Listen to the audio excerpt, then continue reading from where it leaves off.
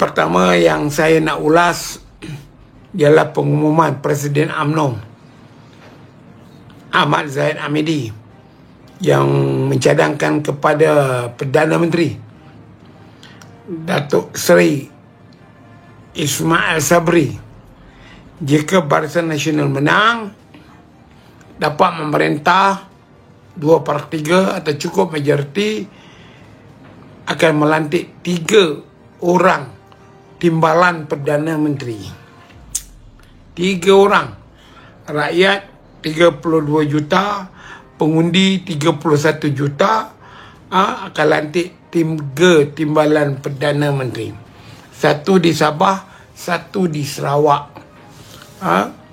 dan 1 di Semenanjung. Ya. Timbalan Perdana Menteri atau apa jawatan timbalan pun, dia mudah saja untuk nak faham. Dia jangan ada kekosongan. Jika ada kematian seorang ketua yang di atas, biasanya ketua ada timbalannya. Tidak ramai orang yang memegang jawatan timbalan dapat berkuasa macam ketua bahagian. Dari itu saya dulu pernah ditanya, kenapa timbalan ketua UMNO bahagian tidak dibagikan apa-apa tugas ataupun dibagi portfolio. Saya jawab mudah ya. Timbalan ni kerja pertama dia ialah menunggu ketua bahagian mati. Kalau ketua bahagian mati, maka timbalan akan ambil alih. Dari itu, semua timbalan ketua bahagian berdoalah ketua mati supaya dapat jadi pemangku sementara pemulihan semula. Ya. Waalaikumsalam ya, siapa-siapa yang bagi saya salam ya. Pelantikan 3 timbalan perdana ini adalah politik motif. Politik motif atau motif politik. Tak ada gempita, tak ada peti berdentum sana sini. Kedua negeri itu menuntut jawatan timbalan Perdana Menteri. Jadi kalau kita tengok caranya itu, ialah baru hari ini, setelah begitu lama Sabah dan Sarawak berada dalam Malaysia, tahun depan 50 tahun, lepas tahun 63, daripada tahun 63, tahun depan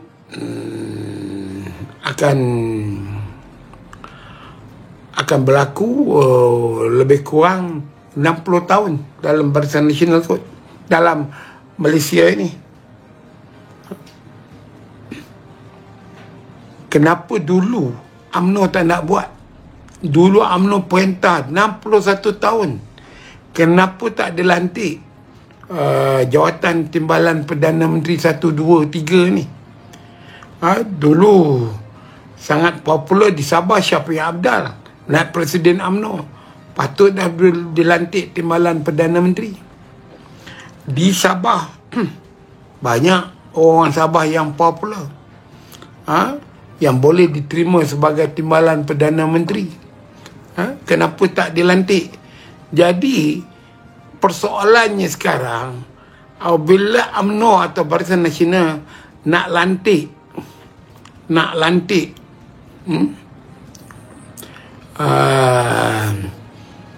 3 jawatan timbalan Perdana Menteri ini, nak mewakili mana? Tentulah Sabah, parti komponennya dalam Barisan Nasional hanya 1 saja, Parti Bersatu Rakyat Sabah ke? Di Sarawak dia tak duduk dalam kerajaan, dalam Barisan Nasional. Jadi di mana logiknya Zahid Hamidi Ponorogo ni beri idea? Dari itu timbalan Perdana Menteri yang 1 dari UMNO, yang 2 ni datang daripada mana? Celah bedah mana dia datang? Jadi apabila buat kenyataan hanya untuk nak menyedapkan hati dan perasaan, dan soalan yang terpenting sekali, lantik timbalan Perdana Menteri dari Sabah dan Sarawak. kenyang ke rakyat Sabah dengan dengan rakyat Sarawak itu. Dengan pelantikan timbalan Perdana Menteri ini. Apa kuasanya timbalan Perdana Menteri? Tak ada apa kuasa pun. Timbalan Perdana Menteri mesti memegang portfolio kementerian. Dia mesti bergelar menteri dulu sebelum dilantik timbalan Perdana Menteri. Dari itu, jika seorang dilantik timbalan Perdana Menteri, dia ada kementerian yang dia jaga. Maka yang kita nak tanya ni, kalau yang meninggal dunia tu Perdana Menteri, timbalan ada 3, yang mana satu yang akan jadi Perdana Menteri?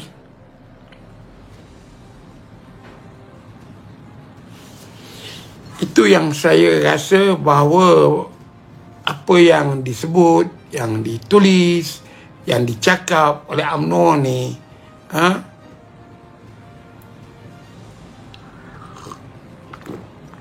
main suka hati saja. Main suka hati. Tak ada berfikir jangka panjang, berfikir kepentingan negara. Dan dia tak baca ke? Atau tak dengar ke? Apa puncanya Anwar Ibrahim membuat kenyataan bahawa kalau dia dilantik jadi Perdana Menteri, dia akan tidak mengambil gaji atau allowance. Dari itu, persoalan yang kita kena tanya, apabila lantik tinggal timbalan Perdana Menteri, bertambahlah belanja, bertambahlah lagi kos timbalan Perdana Menteri ini. Bukan dia nak bercakap soal kepentingan rakyat. Zaimi dia bercakap soal dia nak menang. Soal kemudian apa nak jadi pada negara ini, dia tidak ambil kisah. Jadi soal yang berbangkit sekarang, tak perlu jawatan timbalan Perdana Menteri. Timbalan Perdana Menteri. Apabila timbalan Perdana Menteri sampai 3, radio car sampai 3, UTK sampai 3, kereta trafik bertambah sampai 3. Maknanya daripada melayan 3 timbalan Perdana Menteri ni, sekarang kita melayan 4 Menteri Kanan. Cuba tuan-tuan yang duduk di Kuala Lumpur, kadang-kadang tak bersebab, kereta welfare dengan trafik, dengan rider dia, dengan trafik dia. Ada pula yang diiringi oleh UTK pula. Kemudian belakang tu kadang-kadang ada kereta perunda, kereta staff. Siren berbunyi. Orang bertunggu berjam-jam, jalan sesak. Jadi patut je trafik nak jaga timbalan Perdana Menteri yang 3 orang ni, pergilah jaga simpang. Banyak masalah. Polis yang nak jaga security timbalan Perdana Menteri tu, buatlah kerja tugas am. Kan lebih baik.